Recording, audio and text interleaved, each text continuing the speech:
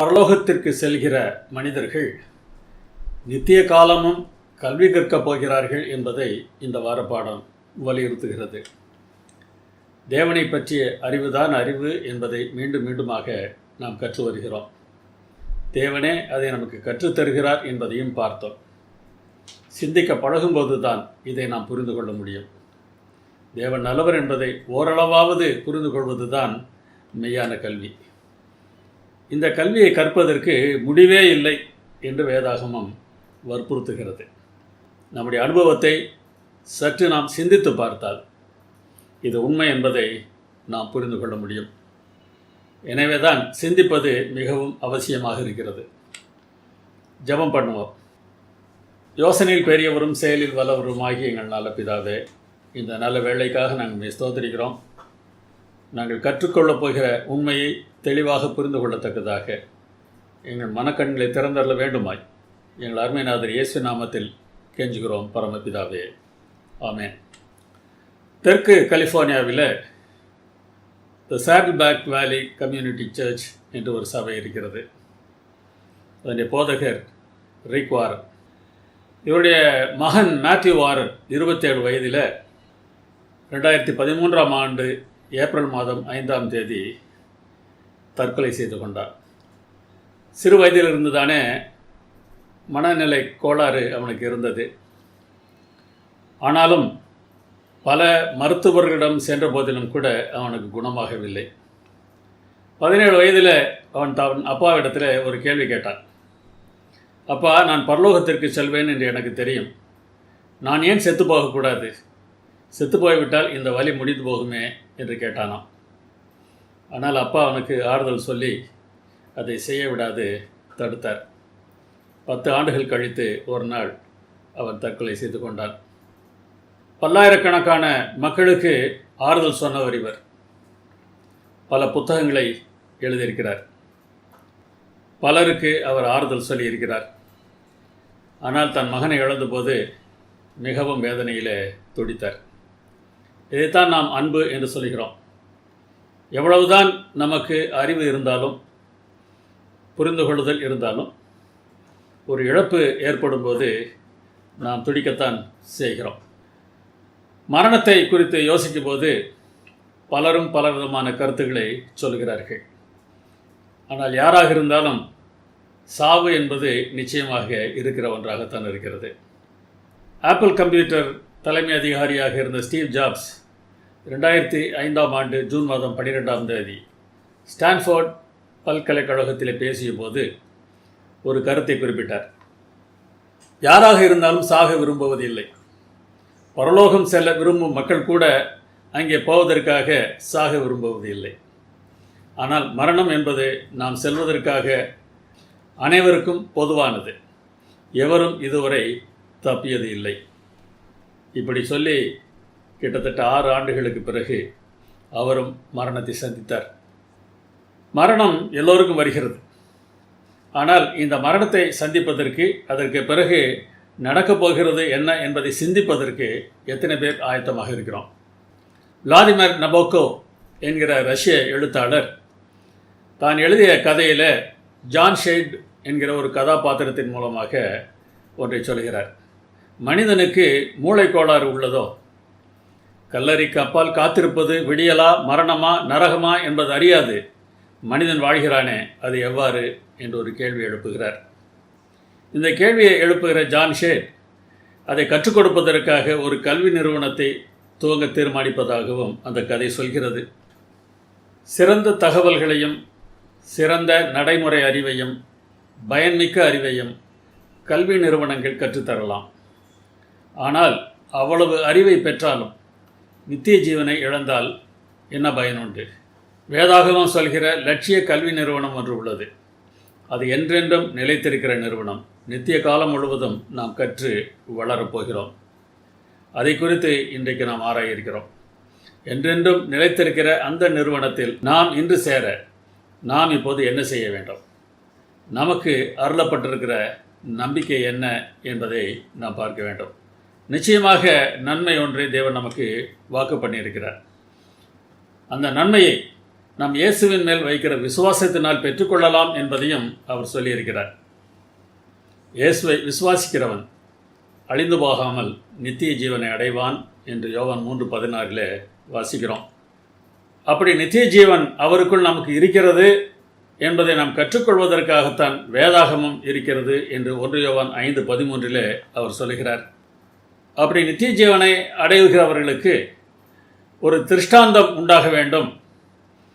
நீங்கள் இயேசுவிடத்தில் விசுவாசம் வைத்தால் நித்திய ஜீவன் உங்களுக்கு கிடைக்கும் என்பதற்கான ஆதாரத்தை உண்டாக்கத்தக்கதாக என்னை பயன்படுத்தினார் என்று பவுல் குறிப்பிடுகிறார். அப்படி என்ன செய்தாராம்? பிரதான பாவியாக என்னிடத்தில் அவர் எல்லா நீடிய பொறுமையையும் காண்பிக்கும்படிக்கு இரக்கம் பெற்றேன் என்று 1 தீமோத்தேயு 1:16 சொல்கிறார். ஸ்தேவான் என்கிற பக்தனை கொலை செய்வதற்கு இந்த பிரதான பாவி சம்மதித்திருந்தார். அது மாத்திரமல்ல, இன்னும் அநேகரையும் கொலை செய்வதற்கு அதிகாரம் பெற்று அதற்காக தமஸ்குவுக்கு சென்று கொண்டிருந்தார். ஆனால் அவரிடத்திலும் தேவன் நீடிய பொறுமையை காண்பித்தார், இரக்கத்தை தந்தார் என்று அவர் சொல்கிறார். இதன் மூலமாக நான் ஒரு திருஷ்டாந்தமாக இருக்கிறேன். இயேசுவை நம்பினால் நான் பெற்றது போல நீங்களும் ரட்சிப்பை பெற்றுக்கொள்ள முடியும் என்று பவுல் சொல்கிறார். இந்த ஸ்தேவான் கூட சாவதை பற்றி கவலைப்பட்டதாக தெரியவில்லை. அதற்கு காரணம், மரணம் என்பது நம்முடைய வாழ்க்கையின் முடிவு இல்லை. மரணம் முடிவு இல்லை, அதற்கு பிறகும் தொடர்ந்து வாழ்க்கை இருக்கிறது என்பதை நாம் புரிந்து கொண்டோம் என்றால் இந்த மரணத்தை பற்றி கவலைப்படாமல் இயேசு காட்டுகிற பாதையிலே செல்லுவதற்கு ஆயத்தமாக இருப்போம். யோவான் 6:40 இயேசு ஒன்று சொல்லுகிறார். அந்த வசனத்தை வாசிக்கிறார். குமாரனை கண்டு அவரிடத்தில் விசுவாசமாய் இருக்கிறவன் எவனோ அவன் நித்திய ஜீவனை அடைவதும் நான் அவனை கடைசி நாளில் எழுப்புவதும் என்னை அனுப்பினவருடைய சித்தமாய் இருக்கிறது என்றார். இயேசுவில் விசுவாசம் வைக்கிறவன் நித்திய ஜீவனை அடைவான். ஏனென்றால் அவர் மேல் நம்பிக்கை வைத்தவனை அவர் கடைசி நாளில் எழுப்புவார். இதுதான் தேவனுடைய சித்தம். சரி, அதற்காக நாம் செய்ய வேண்டிய ஆயத்தத்தை செய்யாமல் இருந்தால் அது சரியாக இருக்குமா? ஒரு அரசனை பற்றியும் அவனுடைய அரசவை கோமாளியை பற்றியும் ஒரு கதை சொல்வார்கள். கோமாளி என்பவன் சில சமயங்களில் முட்டாள்தனமான செயல்களை செய்து அரசனை சிரிக்க வைப்பார். அப்படி ஒரு முறை அரசனை சிரிக்க வைத்த போது இந்த அரசன் தன் கையில் இருந்த ஒரு கோலை அந்த கோமாளியிடம் கொடுத்து, உன்னை விட ஒரு பெரிய முட்டாளை நீ பார்க்கும்போது அவனுக்கு இதை கொடு என்றாராம். இந்த கோமாளி அந்த கோலை தன்னுடைய வீட்டில் வைத்திருந்தான். ஒரு நாள் அரசர் மரணப்படுக்கையில் இருந்தார். அந்த கோமாளி அங்கே வந்தார். அரசரே, எப்படி இருக்கிறது என்று கேட்டபோது, நான் நீண்ட பயணம் செல்லப் போகிறேன் என்று சொன்னாராம். உடனே கோமாளி கேட்டான், அந்த பயணத்திற்கு நீங்கள் ஆயத்தமாக இருக்கிறீர்களா? நீங்கள் வெளியூருக்கு செல்லும் போதெல்லாம் அங்கே தங்குவதற்கும் போவதற்கும் பல ஆயத்தங்களை செய்வீர்களே, அதே போல் இந்த நீண்ட பயணத்திற்கு நீங்கள் என்ன ஆயத்தம் செய்திருக்கிறீர்கள் என்று கேட்டானாம்.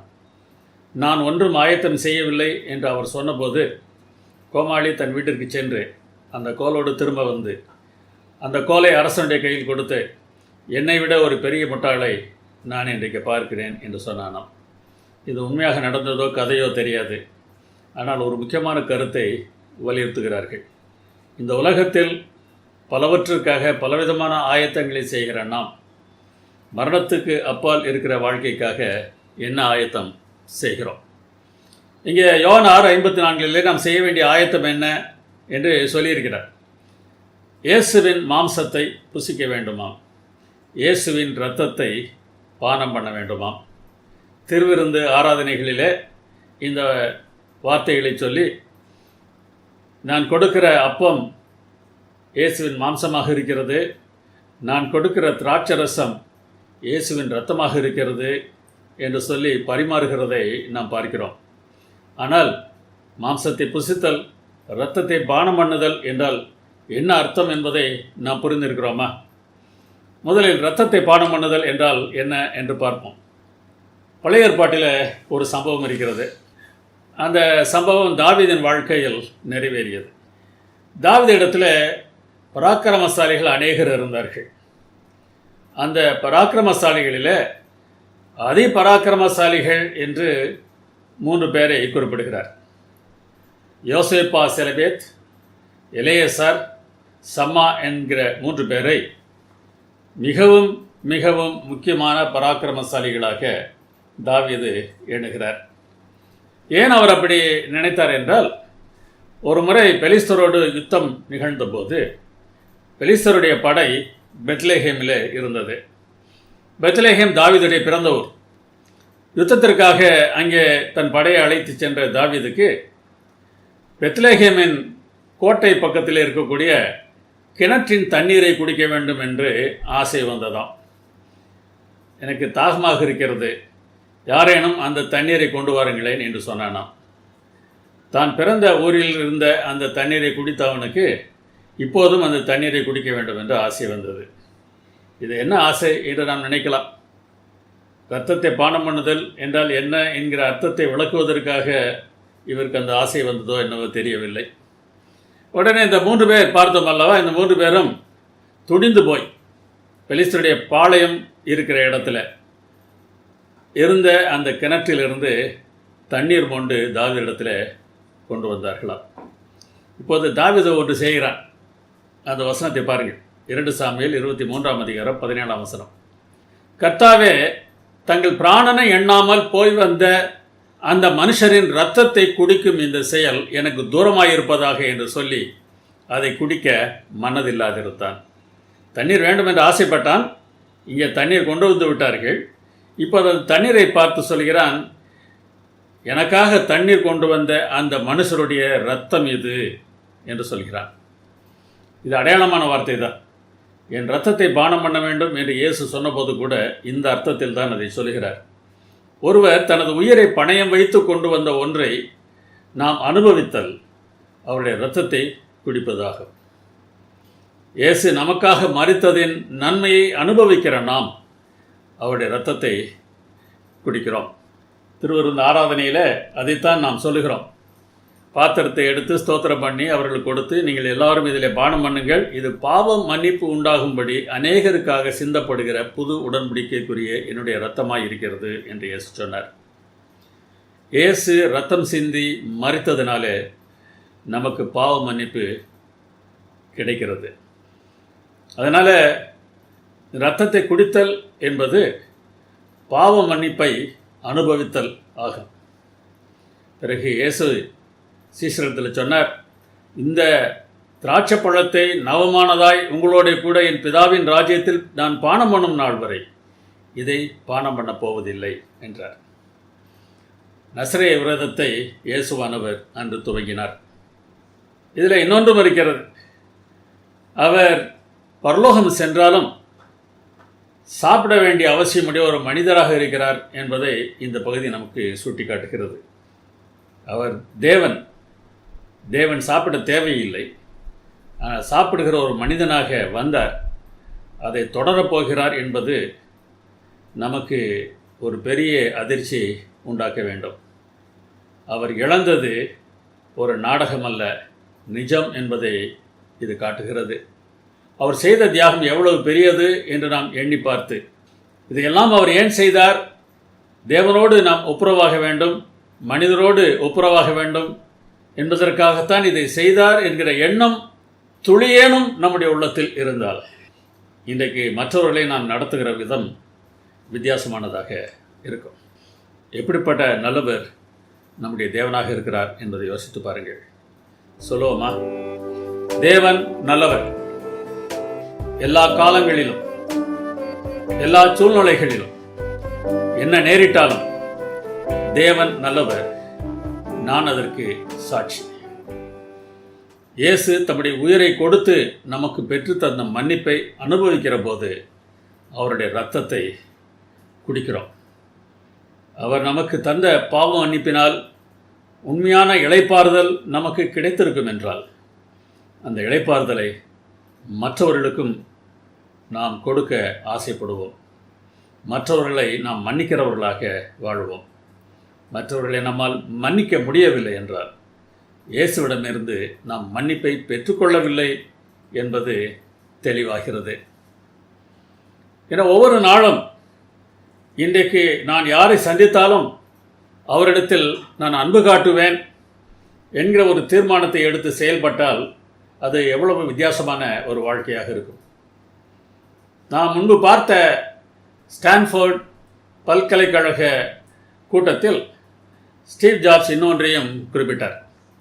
எனக்கு 17 வயதாக இருந்தபோது ஒரு மேற்கோளை பார்த்தேன். ஒவ்வொரு நாளும் அதுதான் நீங்கள் வாழ்கிற கடைசி நாள் என்கிற நினைப்புடன் வாழ்ந்தால் ஒரு நாள் உங்கள் நினைப்பு நிச்சயம் சரியானதாக இருக்கும். அது உண்மைதானே? இன்றைக்கு ஒருவேளை கடைசி நாளாக இருக்கலாம் என்று நினைத்தால் இல்லாமல் இருக்கலாம், அப்படி இருக்கவும் செய்யலாம். ஏதோ ஒரு நாள் நிச்சயமாக தான் கடைசி நாளாக இருக்கும்.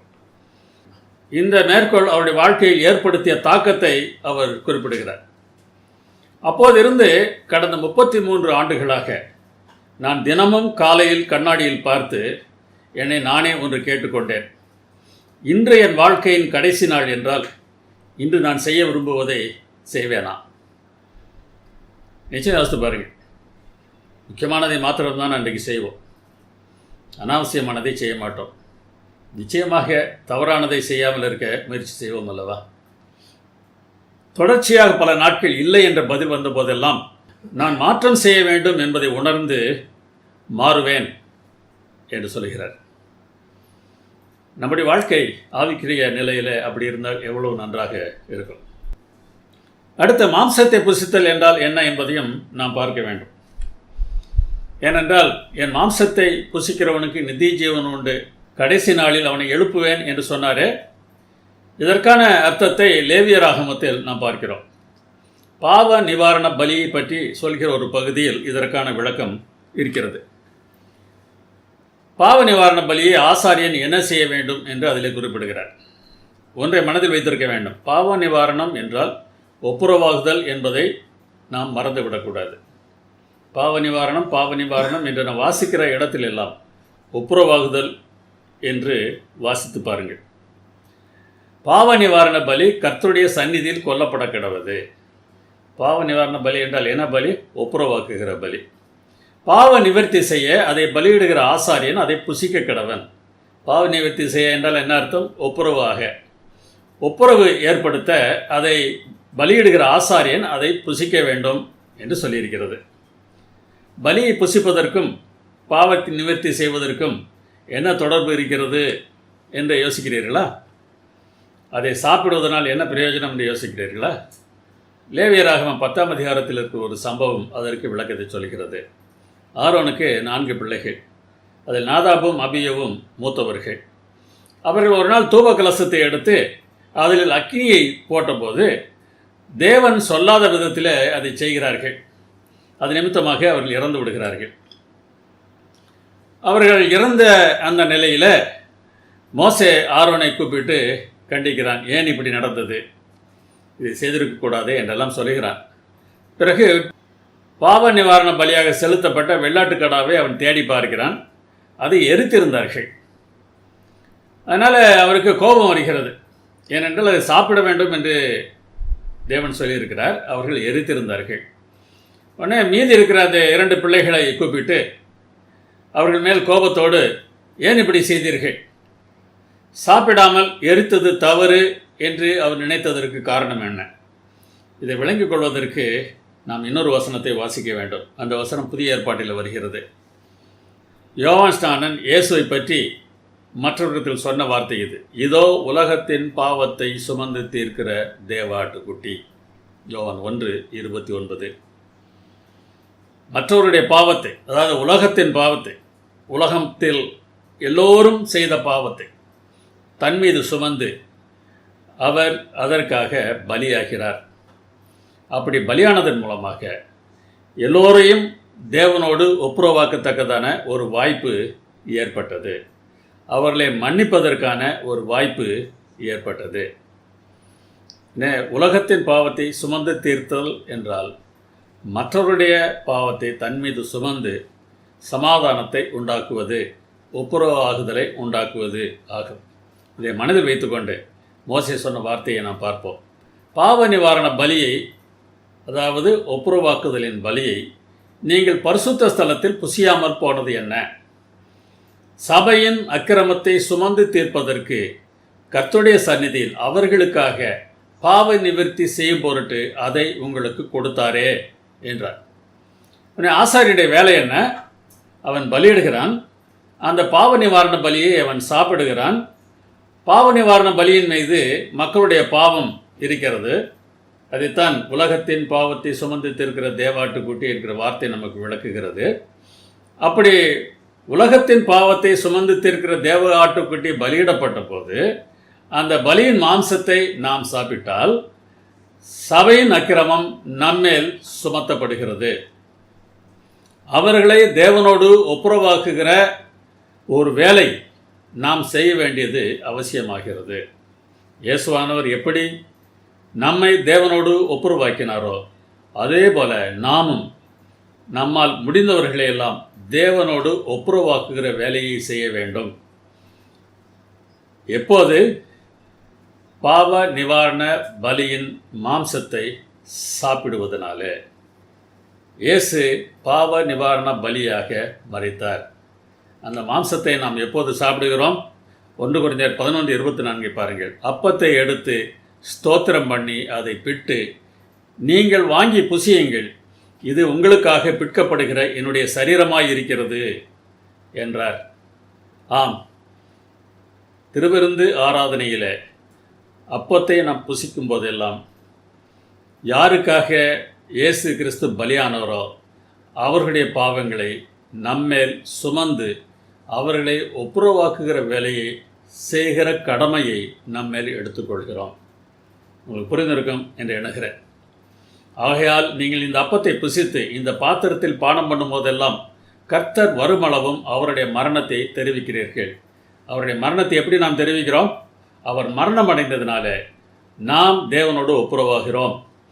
எனவே அந்த அடையாளமான செயலை மாத்திரம் செய்துவிட்டு போனால் பயனில்லை.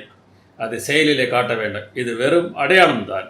அதை செயலில் காட்டும்போது தான் உண்மையிலேயே நாம் மாம்சத்தை புசிக்கிறவர்களாகவும் அவருடைய இரத்தத்தை பானம் பண்ணுகிறவர்களாகவும் காணப்படுகிறோம். பாவ நிவாரணம் என்றால் ஒப்புரவாகுதல். இயேசு நம்மை தேவனோடு ஒப்புரவாக்கியது போல மற்றவர்களை தேவனோடு ஒப்புரவாக்குகிற வேலையை செய்வதே அவருடைய மாம்சத்தை புசித்தல்.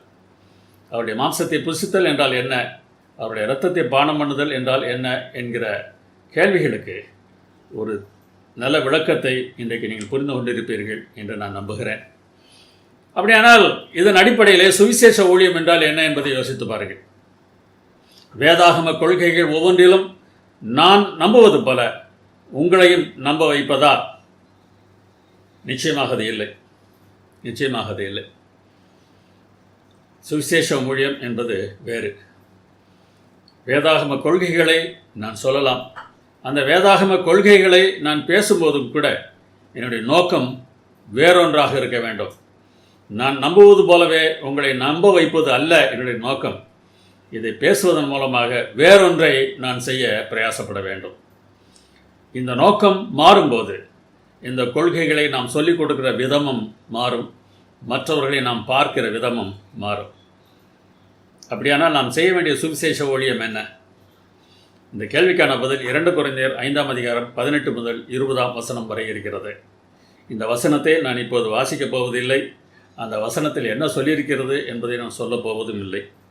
இந்த பிரசங்கத்தை கேட்கிறவர்கள் உங்கள் வேதாகமத்தை திறந்து அந்த வசனங்களை வாசித்து பாருங்கள். 2 கொரிந்தியர் 5:18 முதல் 20. ஒரு கர்த்தருடைய ஊழியக்காரன் செய்ய வேண்டிய வேலை இதுதான். இயேசுவை நம்புகிறவர்கள் ஒவ்வொருவரும் செய்ய வேண்டிய வேலை இதுதான். திருவிருந்து ஆராதனையிலே இயேசுவின் சரீரத்தை சாப்பிட்டு, இயேசுவின் மாம்சத்தை சாப்பிட்டு, இயேசுவின் இரத்தத்தை குடிக்கிற ஒவ்வொருவரும் இதை செய்வதற்கு கடன்பட்டிருக்கிறார்கள். நல்ல சமாரியன் ஊமை என்று ஒன்றை நாம் நன்றாக அறிந்திருக்கிறோம். சுயநலமற்ற ஒரு உள்ளத்தின் அன்பையும் 2 சுயநல இருதயங்களின் விகாரத்தையும் அதிலே ஒப்பிட்டு காட்டுகிறார். இந்த ஊழியத்திலும் கூட இந்த ஊழியத்தை செய்வதனால் எனக்கு என்ன பிரயோஜனம் என்கிற பார்வை அல்ல, அவர்களுக்கு என்ன பிரயோஜனம் என்கிற பார்வை இருக்கும் என்றால் நாம் அந்த ஊழியத்தை செய்கிற விதம் வித்தியாசமானதாக இருக்கும். இருளை அகற்றுவதற்கான வழி ஒளியை அனுமதிப்பது ஆகும். தவற்றை சுட்டிக்காட்ட சிறந்த வழி உண்மையை சொல்வது ஆகும். தேவ அன்போடு ஒப்பிடும்போதுதான் நம் சுயநல இருதயத்தின் விகாரம் நமக்கு புரியும். தேவ அன்பை உணர்ந்து அதை மற்றவர்களுக்கு சொல்லும்போது நாமும் அன்பில் வளர்கிறோம். இங்கே நமக்கான ஒரு நல்ல நன்மை காத்திருக்கிறது. இந்த ஊழியத்தை செய்வதனால் எனக்கு என்ன பணம் கிடைக்கும், எனக்கு என்ன மதிப்பு கிடைக்கும், எனக்கு என்ன அதிகாரம் கிடைக்கும், நான் எப்படி வளர முடியும் என்று இந்த உலக பார்வை அல்ல, தேவ அன்பில் நான் வளருவதற்காக நான் இந்த ஊழியத்தை செய்கிறேன் என்கிற பார்வைதான் சரியானதாக இருக்கும். காயமடைந்த ஒரு மனிதனின் ஆபத்தான நிலையை யோசிக்காமல் முதல் இரண்டு பேரும் ஆண்டவருக்காக சுவிசேஷ ஊழியம் செய்தவர்கள் தங்கள் பாதுகாப்பையும் வசதியையும் பற்றி யோசித்தார்கள். ஒவ்வொரு பாவத்தின் அசிவாரத்திலும் இந்த சுயநலம்தான் இருக்கிறது. இது தேவனுடைய ராஜ்யத்தின் தன்மைகளுக்கு முற்றிலும் எதிரானது. இந்த சுயநல பண்பை கிறிஸ்தவரிடமிருந்து ஒழித்து அதை நாடாத அன்பாக மாற்றுவதே உண்மையான கல்வியின் நோக்கம். அப்படிப்பட்ட கல்வியை இயேசுவில் நாம் பெற்றிருக்கிறோமா என்று யோசித்து பாருங்கள். இயேசுவனுடைய வாழ்க்கையை ஒவ்வொரு நாளும் நீங்கள் தியானித்து பார்த்தால் இந்த கல்வியை நிச்சயமாக நாம் பெற்றுக்கொள்ள முடியும். மரணத்திற்கு பிறகு இருக்க போகிற காலம் முடிவே இல்லாதது. மரணத்திற்கு முன்புள்ள காலம் குறுகியது. அதனால் மரணத்திற்கு பிறகு இருக்க போவதை கண்டுபிடிப்பது தான் ஒருவர் செய்யக்கூடிய பகுத்தறிவான செயலாக இருக்க முடியும். ஆனால் பதவி இழப்பு, மரியாதை குறைவு போன்றவற்றுக்காக யோசிக்கிற அளவிற்கு மறித்த பிறகு என்ன ஆகும் என்கிற விஷயத்தில் மனிதர்கள் அக்கறையே காட்டாதது ஆச்சரியமாக இருக்கிறது என்று பிளேஸ் பாஸ்கல் என்கிறவர் குறிப்பிடுகிறார். இந்த மரியாதை, அதிகாரம் போன்றவற்றையெல்லாம் எதிர்பார்க்காமல் மற்றவர்களின் ரட்சிப்பை மட்டும் மனதில் வைத்து செயல்படும் போது நம்மில் அன்பு பெருக்கெடுத்து ஓடும். ஊழியத்தால் நம்முடைய வாழ்க்கையும் மாறத்தான் செய்கிறது. அந்த மாற்றம் கொஞ்சம் கொஞ்சமாக நடக்கிறது. கொஞ்சம் கொஞ்சமாக அந்த மாற்றம் நடந்தால்தான் இறுதி விளைவு மிகவும் நன்றதாக இருக்கும். ஜப்பானை சேர்ந்த ஒரு பேரரசர் தன்னுடைய ராஜ்யத்தில் இருந்த தலை சிறந்த ஓவியன் ஒருவரை அழைத்து ஒரு குருவியின் படம் வரைந்து கொடுக்க சொன்னாராம். அந்த குருவியை பார்க்கும்போது தத்ரூபமாக அந்த குருவியை நான் நேரில் பார்த்தது போல இருக்க வேண்டும் என்று அவர் சொன்னார். நாட்கள் பல கடந்தன. அந்த ஓவியன் படம் வரைந்து கொடுக்கவில்லை. பேரரசருக்கு கோபம் வந்தது. ஒரு குருவியின் படம் வரைந்து கொடுப்பதற்கு இவனுக்கு இவ்வளவு நாட்களா என்று நேரடியாக அந்த ஓவியனுடைய வீட்டிற்கு வந்து விடுகிறார். பேரரசரை பார்த்து பதறிய ஓவியன், பேரரசரே, ஏன் என்னை தேடி வந்து விட்டீர்கள் என்று கேட்டான். குருவின் படம் எங்கே என்று பேரரசர் கேட்டார். இதோ நான் வரைந்து விடுகிறேன் என்று அவரை உட்கார வைத்துவிட்டு தூரிகையை எடுத்து வேகமாக படத்தை வரைந்து முடித்தார். பேரரசருக்கு இன்னும் கோபம் அதிகரித்தது. இவ்வளவு சீக்கிரம் வரையக்கூடிய படத்தை வரைவதற்கு இத்தனை நாட்களாக எடுத்துக்கொண்டாய், வாரக்கணக்கில் போய்விட்டதே என்று அவர் கோபப்பட்ட போது, இங்கே பாருங்கள் என்று உள்ளே சென்று அநேக சீலைகளை, திரைச்சீலைகளை கொண்டு வந்தார். ஒவ்வொரு திரைச்சீலையும் பார்த்தால் பல விதங்களிலே அந்த குருவியின் தலை வரையப்பட்டிருந்தது. பல திரைச்சீலைகளிலே அந்த குருவியின் கால்கள் வரையப்பட்டிருந்தது. பல திரைச்சீலைகளிலே அந்த குருவின் இறகு வரையப்பட்டிருந்தது. முன்னாலே இருந்த இறகு எப்படி இருக்கிறது, பின்னாலே இருக்கிற இறகு எப்படி இருக்கிறது, அதன் நிறம் எப்படி இருக்கிறது, பல விதங்களிலே வர்ணம் தீட்டப்பட்டு ஏராளமான திரைச்சீலைகள் அங்கே குவிந்து கிடந்தன. அவற்றையெல்லாம் காண்பித்துவிட்டு, இந்த குருவியை வரைவதற்காக இந்த ஆயத்தங்களை எல்லாம் நான் செய்தேன். ஒவ்வொரு பகுதியும் சரியாக இருப்பதற்காக பல கோணங்களிலே நான் அதை வரைந்து பார்த்தேன். நீங்கள் இன்றைக்கு வராவிட்டாலும் இன்றைக்கு நான் வரைந்து கொடுத்திருப்பேன். வந்தீர்கள், உங்கள் முன்னராகி நான் இதை வரைந்து முடித்து விட்டேன் என்று சொன்னானாம். பார்த்த பேரரசர் அசந்து போய்விட்டார். ஒரு குருவியின் படத்தை வரைவதற்கு இவன் இவ்வளவு மெனக்கேட்டு வேலை செய்திருக்கிறானே என்று யோசித்தாராம். ஒரு குருவின் படத்தை வரைவதற்கே ஒரு ஓவியன் இவ்வளவு நேரம் செலவிட வேண்டும் என்றால், பரலோகம் செல்ல விரும்புகிறவர்கள் நம்ம செய்ய வேண்டிய மாற்றங்களை செய்ய வேண்டும் அல்லவா? அதற்காக நாம் எவ்வளவு நேரம் செலவிட்டிருக்கிறோம்? நமக்கு காத்திருக்கும் நித்தியத்திற்கு ஆயத்தமாகாமல் இருப்பது எவ்வளவு மோசமானது என்பதை யோசித்து பாருங்கள். மரணத்திற்கு பிறகு நடப்பது குறித்து அக்கறையின்றி பலர் இருக்கலாம். அது பகுத்தறிவற்ற செயல் என்று அவர் கண்டுகொள்வதற்கு நாம் எப்படி உதவி செய்யலாம்? ஒன்று சொல்லி பார்ப்போமா? தேவன் இருக்கிறார் என்று நம்பி நிம்மதியாக நல்ல வாழ்க்கை வாழ்ந்து அப்படி ஒருவர் இல்லாமல் போனாலும் கூட பிரச்சனை எதுவும் இல்லை. ஏனென்றால் செத்ததற்கு பிறகு ஒன்றுமே இல்லை என்று பலர் சொல்வது உண்மையாக இருந்தால், இப்போது செத்த பிறகு இவருக்கு எந்த நஷ்டமும் இல்லை. ஆனால் தேவன் இருக்கிறார் என்று நம்பி நிம்மதியாக வாழ்ந்ததினாலே அவர் தன்னுடைய வாழ்நாளை சமாதானத்தோடு கழித்திருப்பார். பல போராட்டங்கள், பல தீய செயல்கள் அவருடைய வாழ்க்கையில் இருந்திருக்காது. அதனால் தேவன் இருக்கிறார் என்று நம்பி வாழ்கிற ஒரு மனிதன் தேவன் இல்லை என்றாலும் கூட பிரச்சனை இல்லை, இந்த உலகத்திலாவது அவன் நிம்மதியாக வாழ்ந்திருக்கிறான். ஆனால் தேவன் இல்லை என்று நினைத்து மனம் போல வாழ்ந்தால் இவ்வுலகத்தில் நிம்மதி இல்லாமல் வாழ்வோம். பணம் இருக்கும், ஆனால் எவ்வளவு பணம் வந்தாலும் திருப்தி இருக்காது. அவனை விட நான் முன்னேற வேண்டும், இவனை விட முன்னேற வேண்டும் என்று போராடி கொண்டே இருப்போம். இவன் இறந்து விடுகிறான் என்று வைத்துக்கொள்ளுங்க. தேவன் இல்லை என்று நினைக்கிறான், மோசமாக வாழ்ந்தான், அவனுக்கும் நிம்மதி இல்லை, மற்றவர்களையும் நிம்மதி இல்லாமல் வாழ வைத்தான். இப்போது அவன் இறந்து போகிறான். தேவன் இருக்கிறார்கள் என்றால் என்ன ஆகிறது? அவனுடைய நித்தியத்தை இழந்து போவான். எனவே பகுத்தறிவான செயல், தேவன் இருக்கிறார் என்பதை நேரடியாக பார்க்க முடியாவிட்டாலும் கூட தேவன் இருக்கிறார் என்பதை நம்புவது தான் பகுத்தறிவான செயல். நம்பி அவர் மேல் நம்பிக்கையோடு நிம்மதியான ஒரு வாழ்க்கை வாழ்வது தான் நிம்மதியான செயல். அப்படி வாழ முயற்சிக்கும் போது அவர் இருக்கிறார் என்பதற்கு பல ஆதாரங்களை நம்முடைய வாழ்க்கையில் பார்க்க முடியும். நான் உனக்கு கஷ்டமே இல்லாத ஒரு வாழ்க்கையை தருகிறேன் என்று வேதாகமத்தில் எங்கேயுமே சொல்லவில்லை. வியாதியே இல்லாத ஒரு வாழ்க்கையை நான் உனக்கு தருவேன் என்று வேதாகமத்தில் எங்கேயுமே சொல்லவில்லை. நீ செய்ய ஆசைப்படுகிறது எல்லாவற்றையும் நீ செய்வதற்கு நான் உதவி செய்கிறேன் என்று வேதாகமத்தில் எங்கேயுமே சொல்லவில்லை. எந்த பரிசுத்தனுடைய வாழ்க்கையிலும் அவ்வாறு நடந்ததாக தெரியவில்லை. நான் இப்படி உனக்காக செய்ய போகிறேன் என்கிற வாக்குத்தத்தத்தை பெற்ற நபர்கள் கூட பல ஆண்டுகள் அந்த வாக்குத்தத்தம் நிறைவேறாமல் தவித்திருக்கிறார்கள் என்பதை தான் பார்க்க முடிகிறது. ஆனால் அந்த வாக்குத்தத்தத்தை உறுதியாக நம்பினவர்கள் நிம்மதியாக வாழ்ந்தார்கள். காட்டிற்குள்ளாக எதிரிகளால் துரத்தப்பட்ட சூழ்நிலையிலும் கூட அவர்கள் நிம்மதியாக வாழ்ந்தார்கள். துரத்தினவன் நிம்மதி இல்லாமல் இருந்தான், துரத்தப்பட்டவனோ நிம்மதியாக இருந்தான். எனவே தேவன் இருக்கிறார் என்பதை நம்பி நம்முடைய வாழ்க்கையை நடத்துவது தான் ஒரு புத்திசாலித்தனமான காரியமாக இருக்கும். ஆனால் நித்திய வாழ்க்கை ஒன்று இருக்கிறது என்று சொல்லும் போதெல்லாம் பலர் அதை வேறு விதமாக யோசிக்கிறார்கள். ஒரு கிறிஸ்தவர் தன் நண்பரிடம் கேட்டாராம், இயேசுவை பற்றி சொல்லுகிறீர்கள், நித்திய வாழ்க்கை என்றெல்லாம் பேசுகிறீர்கள், நன்றாகத்தான் இருக்கிறது, ஆனால் பயமாக இருக்கிறதே, இங்கே 70-80 வருடங்கள் வாழ்வதே கொடுமையாக இருக்கிறது, அதற்கு மேலும் வாழ வேண்டுமா, அது நரகமாக இருக்காதா என்று கேட்டாராம். ஏன் மரணத்தை தேவன் நமக்கு அனுமதித்திருக்கிறார் என்பதை புரிந்து கொள்வதற்கு இந்த நண்பர் சொன்னது தெளிவாக தெரிகிறது. இந்த பாவ உலகத்தில் 70-80 வருடங்கள் வாழும்போதே அந்த வாழ்க்கை கொடுமையாக இருக்கிறது.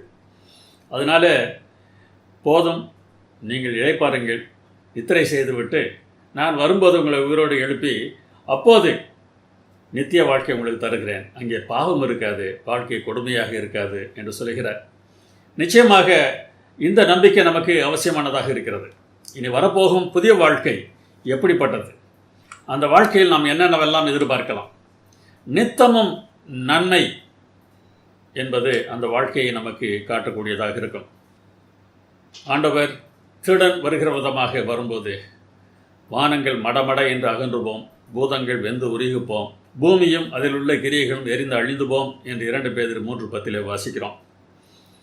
கர்த்தர் திருடன் வருகிற விதமாக வருவார், ரகசியமாக தம்முடைய மக்களை எடுத்து சென்று விடுவார்.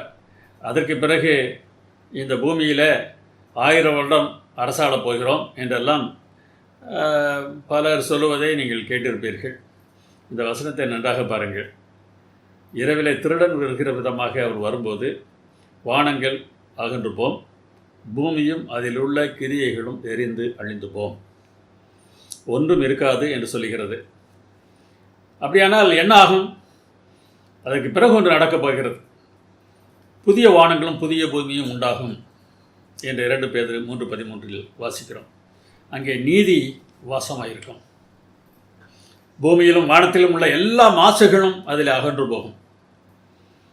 நிலத்தின் மாசுகள், நீரிலே மாசு, காற்றிலே மாசு, ஓசோன் மண்டலத்திலே ஓட்டை, இது போன்ற பிரச்சனைகள் எல்லாம் அகன்று போய் தேவன் முதலாவதாக படைத்த போது இந்த பூமி எப்படி இருந்ததோ அது போன்ற ஒரு நிலைக்கு பூமி வரப்போகிறது. சகலத்தையும் அவர் புதிதாக்குவதாக வாக்கு பண்ணியிருக்கிறார். அங்கே வாழப்போகிறவர்கள் இனி பசிவு அடைவதில்லை, தாகம் அடைவதில்லை, வெயில் அவர்கள் மேல் பட்டு அவர்களை பாதிக்கப் போவது இல்லை, அவருடைய கண்ணீர் யாவற்றையும் அவர் துடைக்கப் போகிறார். மரணம் இல்லை, துக்கம் இல்லை, அலறுதல் இல்லை, வருத்தம் இல்லை. எப்படிப்பட்ட ஆசீர்வாதங்களை வேதாகமம் சொல்கிறது என்று பாருங்கள். இந்த புதிய வாழ்வை பெற்றுக்கொள்ள நாம் என்ன செய்ய வேண்டும்? அங்கு நாம் எவ்வாறு செல்லலாம்? அதன் நிச்சயம் நாம் பங்கு பெற முடியும் என எவ்வாறு அறியலாம்? இயேசுவின் மூலம் தேவன் நமக்கு வாக்குறுதித்துள்ளதை பெறாதபடிக்கு நம்முடைய வாழ்க்கையில் என்ன விஷயங்கள் தடையாக இருக்கலாம்? நாம் இதை யோசித்து பார்க்க வேண்டும். அங்கே போவதற்கு ஒரு வழி நமக்கு சொல்லப்பட்டிருக்கிறது.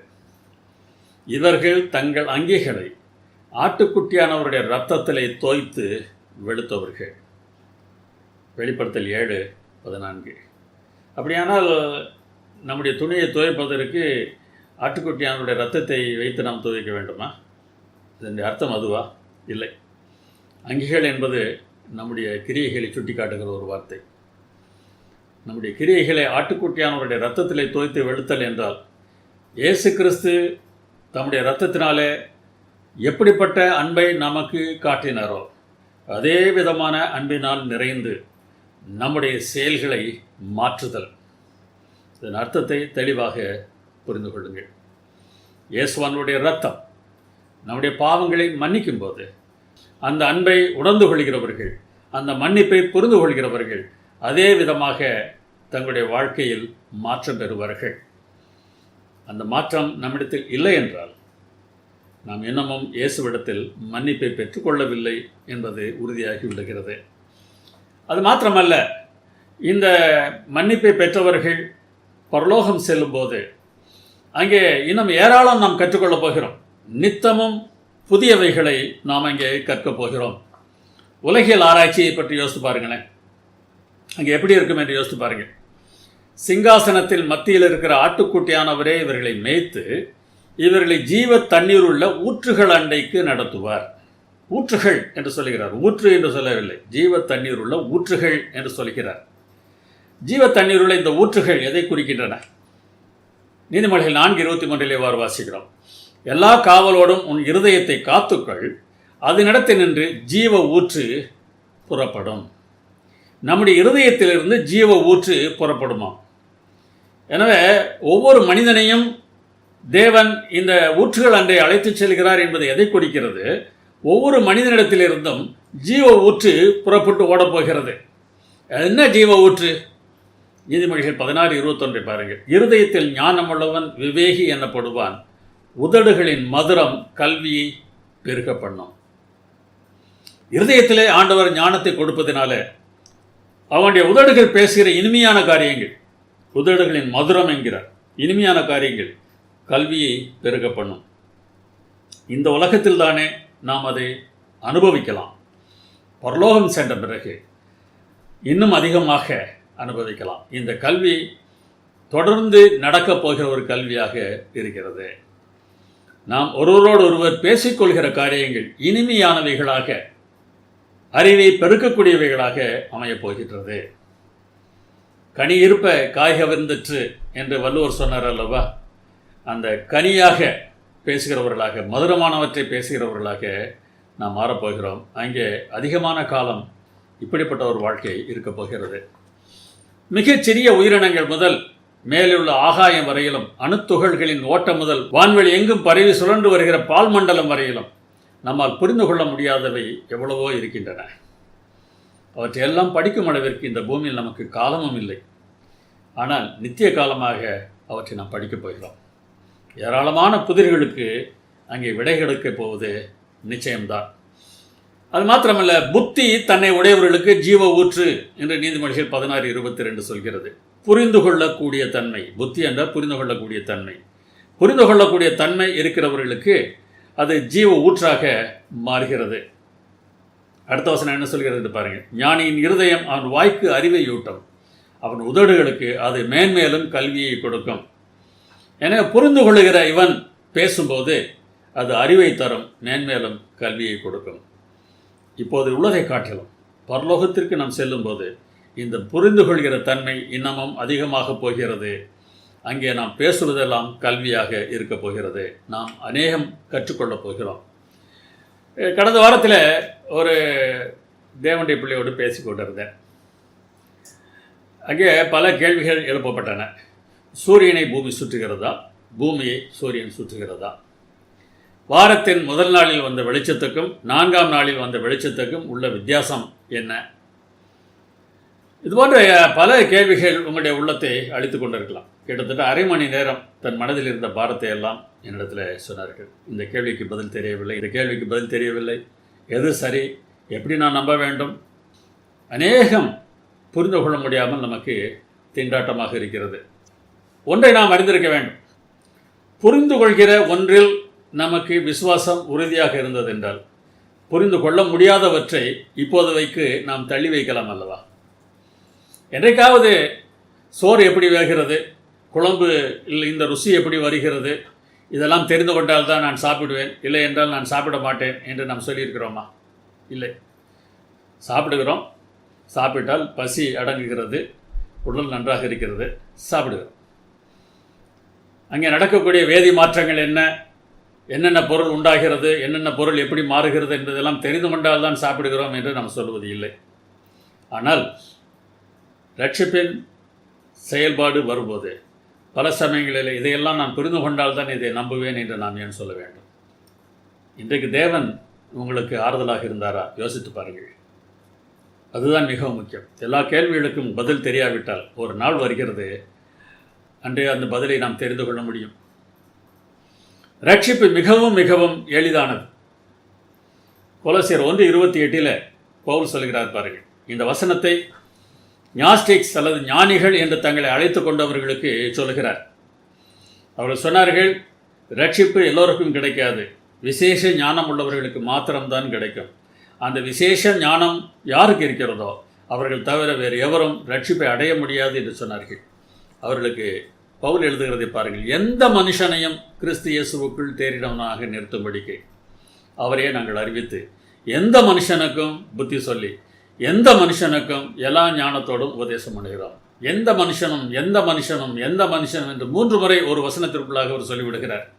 ஏனென்றால் ஞானிகள் என்று தான் அல்ல, ஞானம் அவ்வளவு இல்லாத ஒரு மனிதன் கூட ரட்சிக்கப்படுவதற்கு ஒரு வழி இருக்கிறது.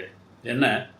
அவரையே நாங்கள் அறிவித்து இயேசுவுக்குள் அவன் தேறினவனாக இருக்க முடியும். ரட்சிப்பு மிகவும் மிகவும் எளிமையானது.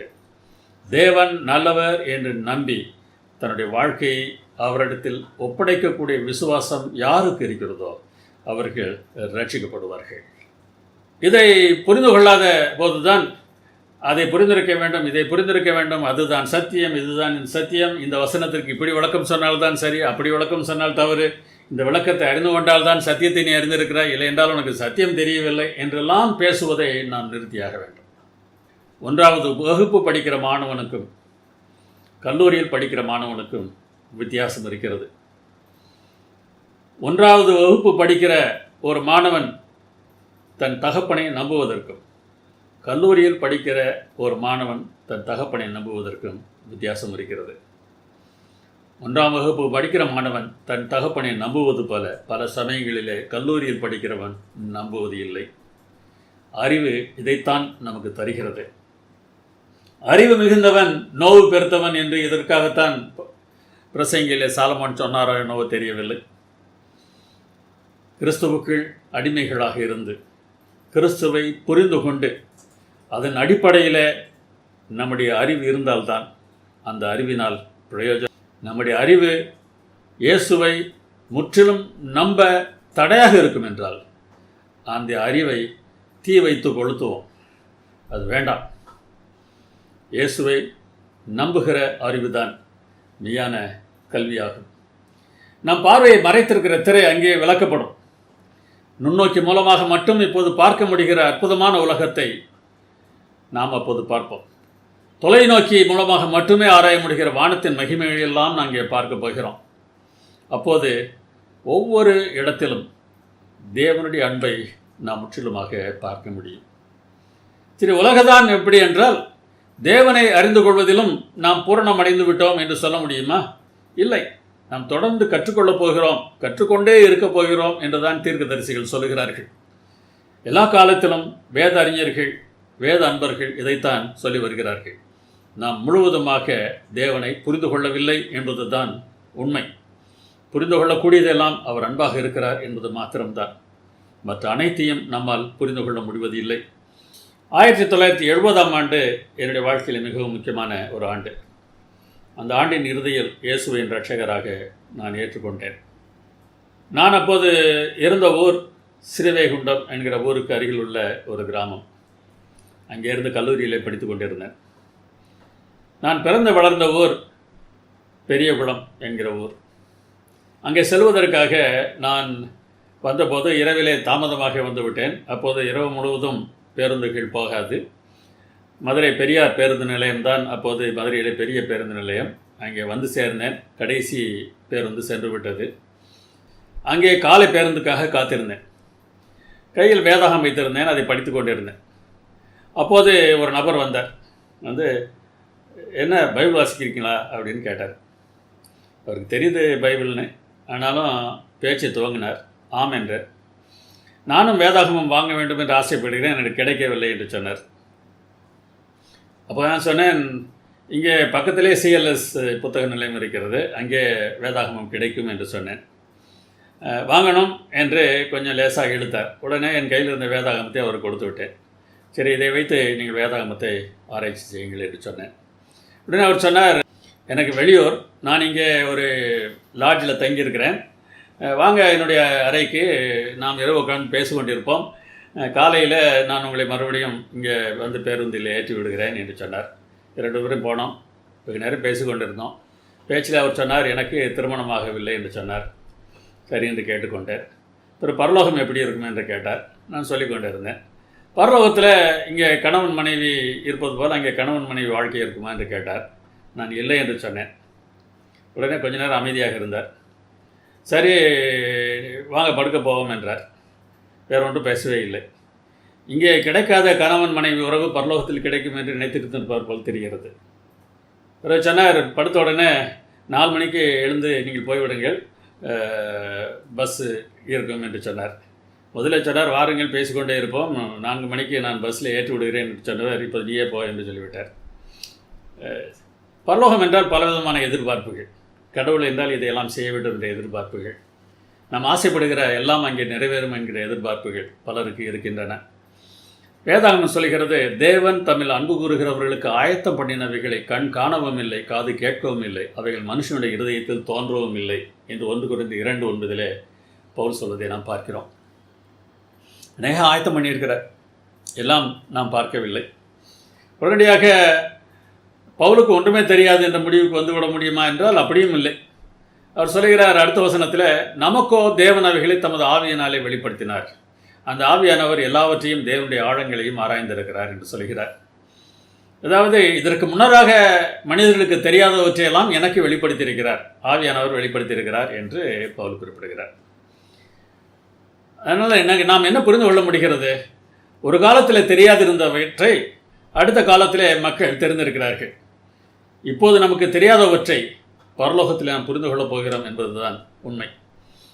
1 கொரிந்தியர் 13:12 பவுல் சொல்கிறார், இப்பொழுது கண்ணாடியிலே நிழலாட்டமாய் பார்க்கிறோம், அப்பொழுது முகமுகமாய் பார்ப்போம். இப்பொழுது நான் குறைந்த அறிவுள்ளவன், அப்பொழுது நான் அறியப்பட்டிருக்கிறபடி அறிந்து கொள்ளுவேன் என்று சொல்கிறார். ஆம், இப்போது நமக்கு நிழல் போல் தான், எல்லாம் தெரிவது இல்லை. பின்னர் தான் முழுவதுமாக தெரிந்து கொள்ளப் போகிறோம். சுவிசேஷ ஊழியம் என்றால் என்ன என்று இந்த ஆராய்ச்சியில் முதல் பகுதியில் பார்த்தோம் அல்லவா? வேதாகம கொள்கைகள் ஒவ்வொன்றிலும் நான் நம்புவது போல உங்களையும் நம்ப வைப்பதா என்கிற ஒரு கேள்வியும் எழுப்பினேன். மீண்டும் அந்த கேள்வியை யோசித்து பாருங்கள். அது அல்ல. பக்தர்களுக்கு, முன்னால் வாழ்ந்த பக்தர்களுக்கு தெரியாத அநேகம் பவுலுக்கு தெரிந்திருந்தது. பவுலுக்கு தெரியாத அநேகம் இன்றைக்கு நமக்கு தெரிந்திருக்கிறது. இதை உண்மை என்பதை நம்முடைய சொந்த அனுபவத்தில் தானே நாம் பார்க்க முடியும். ஆரம்ப காலத்தில் தேவனை பற்றி உங்களுக்கு இருந்த அறிவிற்கும் இப்போது தேவனை பற்றி உங்களுக்கு இருக்கிற அறிவிக்கும் உள்ள வித்தியாசத்தை யோசித்து பாருங்கள். அதில் வளர்ச்சி இல்லை என்றால் நாம் ஆவிக்குரிய வாழ்க்கையில் வளரவில்லை என்ற அர்த்தம். வேத ஆராய்ச்சியின் மூலமாக தேவனை புரிந்து கொள்ள விரும்புகிற ஒரு அன்பான போதகர் ஒருவர் இந்த வாரத்தில் இயேசுவை பற்றி என்னோடு கலந்துரையாடினார். வெகு நேரம் பேசிக்கொண்டிருந்தோம். நமக்காக இயேசு சிலுவையில் இழந்தது என்ன என்பதை குறித்து அவர் கேள்வி எழுப்பினார். பரலோகத்தில் இயேசுவின் அன்பை இன்னமும் ஆழமாக புரிந்து கொள்வோம் என்று நாங்கள் பேசி முடித்தோம். ஆம், அவர் இந்த உலகத்திற்கு வந்தபோது நமக்காக என்னவெல்லாம் இழந்தார் என்பதை யோசித்து பார்த்தாலேயே நாம் அவருக்காக வாழ வேண்டும் என்ற தீர்மானத்தை செய்வோம். அதனால் பவுல் ஆலோசனை சொல்கிறார், கர்த்தர் வருமளவும் நீங்கள் எந்த தீர்ப்பும் சொல்லாதிருங்கள், அவர் வந்த பிறகு எல்லாம் வெளியரங்கமாகும். ஒரு மனிதன் ஏன் ஒரு செயலை செய்கிறான் என்று இப்போது நமக்கு தெரியாது. ஆம், அதை தெரிந்து கொள்கிற காலம் இயேசு கிறிஸ்து இந்த உலகத்திற்கு வந்த பிறகுதான் என்று பவுல் சொல்கிறார். ஆம், பவுல் ஒன்றை தெளிவாக அறிந்திருக்கிறார். எல்லாம் தெரிந்த ஒரு மனிதன் இல்லை என்பது அவர் புரிந்திருக்கிறார். பழைய பாட்டில் கூட பார்க்கிறோம் அல்லவா, அநேக தரிசனங்களை கண்ட தானியேல் அந்த புத்தகத்தை முடிக்கும்போது இது எல்லாம் எனக்கு விளங்கவில்லை என்கிறார். தன்னோடு பேசிக்கொண்டிருந்த தேவனிடம் அவன் ஒரு கேள்வி கேட்டான். இது புரியவில்லையே, முடிவு என்ன என்று கேட்டபோது அதற்கு அவர் சொன்ன பதில், தானியேல் நீ போ, இது புதைபொருளாக இருக்கும். அதாவது விளக்கம் தெரிய வேண்டிய காலத்திலே விளக்கம் தெரியும் என்று சொல்லி அவனை அமைதியாக இருக்க சொல்லிவிடுகிறார். ஒன்று தெரிகிறது, நாம் இப்போது அறியாமல் இருப்பதை பின்னாலே நாம் அறிந்து கொள்வோம்.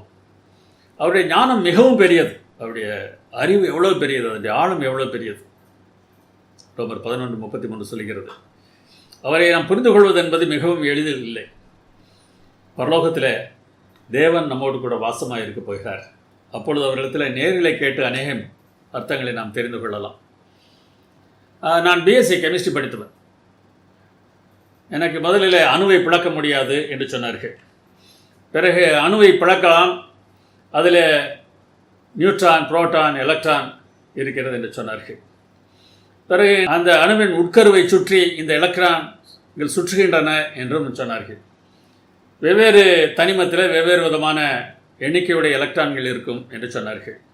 வட்டங்கள் போட்டு அந்த எலக்ட்ரான்களை அந்த வட்டங்களில் சுட்டி காட்டுவது ஒரு வழக்கமாக இருந்தது.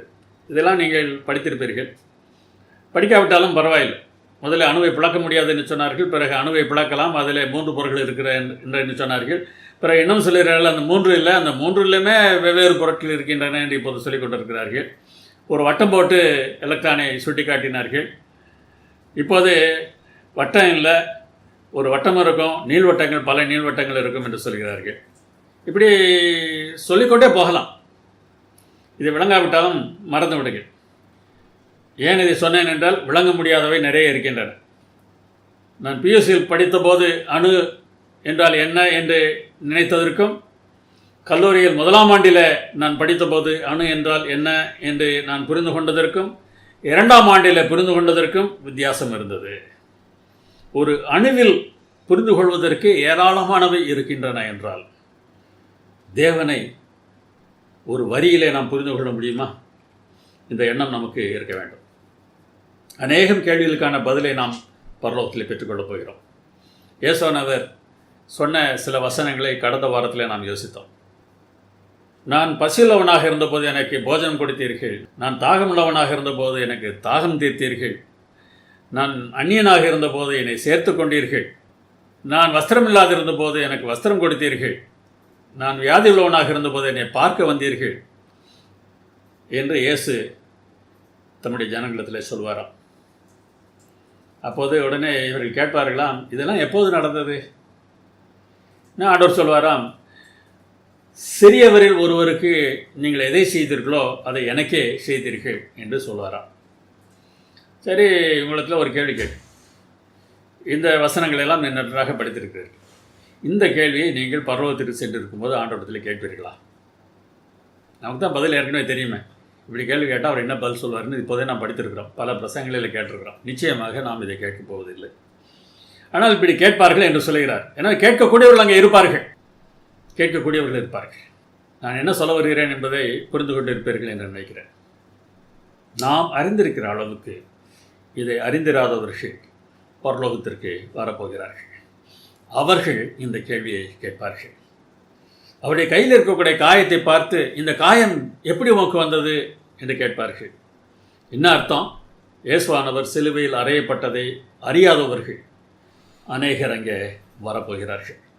எல்லாம் தெரிந்தவர்களாக எல்லோரும் இருக்கப் போவதில்லை. பிற இனத்தவர்களை பார்த்து நாம் கேவலமாக பார்க்கிறோம். ஆனால் பவுல் சொல்லுகிறார், அவர்களுடைய உள்ளத்திலும் நியாயப்பிரமாணத்திற்கேற்ற கிரியை எழுதியிருக்கிறது. இயேசுவானவர் நியாய தீர்ப்பு கொடுக்கும்போது அது புரியும் என்று சொல்லுகிறார். ரோமர் 2 அதிகாரம் 15-16 வசனங்கள்.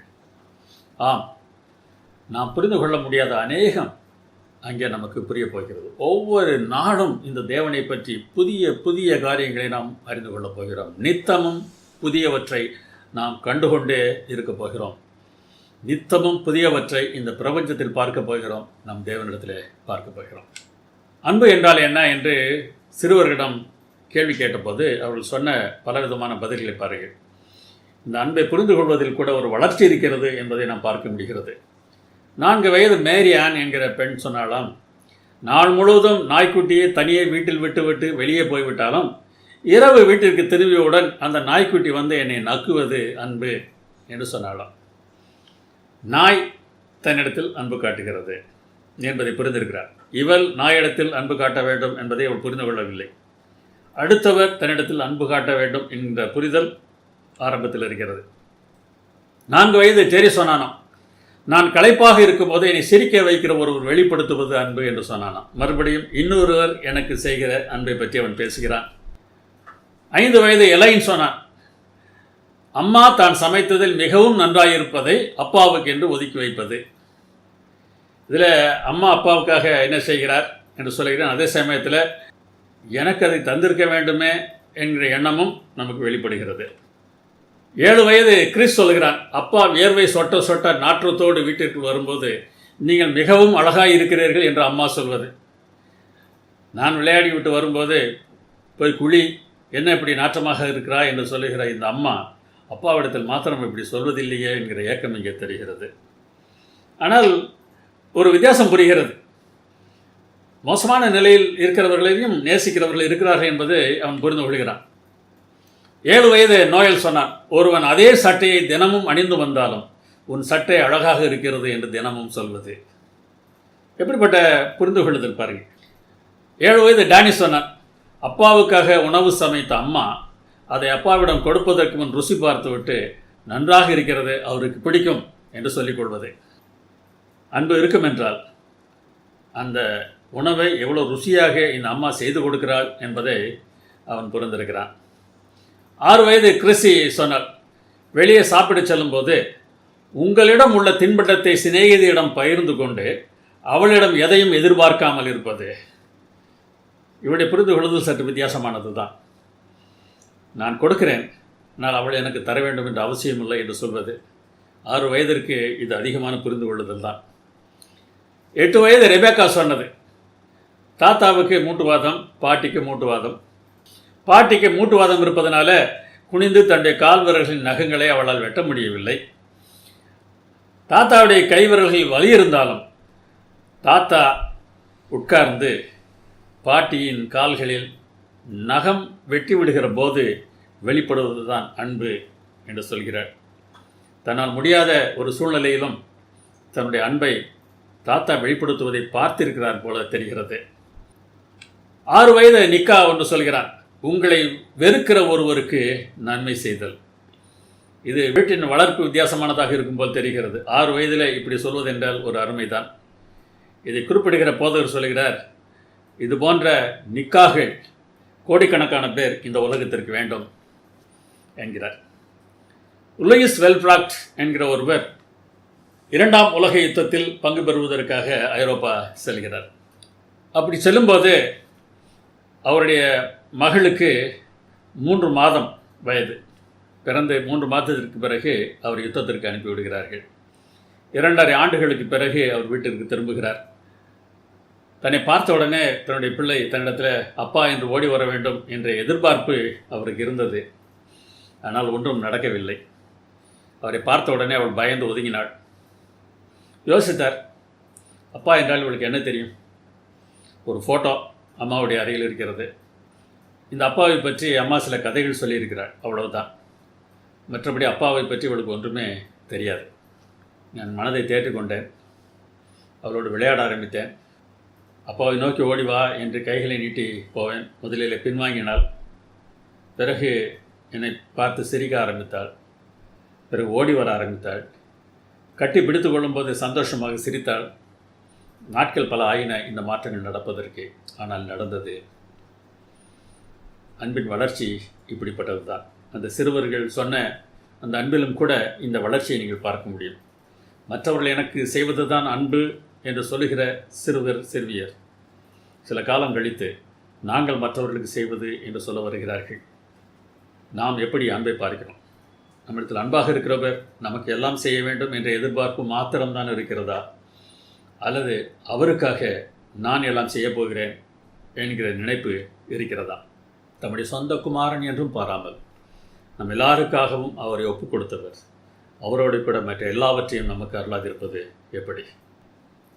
இயேசு ஒரு மனிதனாக வந்தபோது ஏராளம் இழந்திருக்கிறார். தேவனுக்கு சமமாக இருப்பதை கொள்ளையாடின பொருளாக எண்ணாமல் மனுஷர் ரூபம் எடுத்து ஒரு அடிமையின் நிலைக்கு தம்மை தாழ்த்தினார் என்று வேதாகமம் சொல்கிறது. அவர் இழந்தது ஏராளம் ஏராளம். அதை உணர்ந்து பார்க்கும்போது நாம் இழக்கிற இழப்புகள் எல்லாம் ஒன்றுமே இல்லை என்பதை நாம் புரிந்து கொள்ள முடியும். அவருக்கு நம்மை ஒப்படைப்போமா? ஜெபம் பண்ணுவோம். எங்கள் நல்ல பிதாவே, உம்முடைய அன்பினாலே எங்களுடைய வாழ்க்கையை நிறைத்தரலும். உம்முடைய அன்பை புரிந்து கொள்வதற்கு எங்கள் மனதின் கதவுகளை திறந்தரலும். எங்கள் அருமைநாதர் இயேசுவின் நாமத்தினாலே வேண்டிக் கொள்கிறோம் பிதாவே. ஆமென்.